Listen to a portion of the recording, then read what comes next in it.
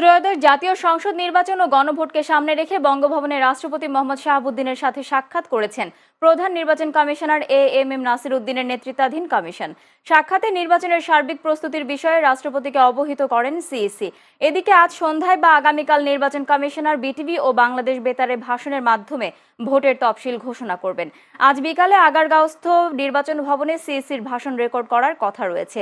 এবারই প্রথমবারের মতো প্রবাসী ভোটার, দেশের ভেতরে দায়িত্বপ্রাপ্ত সরকারি কর্মকর্তা এবং কয়েদিরা আইটি সাপোর্টেড পোস্টাল ব্যালটের মাধ্যমে ভোট দিতে পারবেন। এছাড়া কোনো দল জোট গঠন করলেও এবার নিজেদের প্রতীকের বাইরে অন্য দলের প্রতীকে ভোটে অংশ নেওয়ার সুযোগ রাখেনি নির্বাচন কমিশন। ত্রয়োদশ জাতীয় সংসদ নির্বাচনে ভোট দেবেন প্রায় ১৩ কোটি নাগরিক। সবশেষ হালনাগাদ ভোটার তালিকা অনুযায়ী নিবন্ধিত ভোটার সংখ্যা ১২,৭৬,৯৫,১৮৩ জন। এদিকে সংসদ নির্বাচন ও গণভোট একসঙ্গে হওয়ায় গোপন কক্ষের সংখ্যা বাড়তে পারে। এবার ভোট গ্রহণ হবে সকাল ৭:৩০ থেকে ৪:৩০ পর্যন্ত।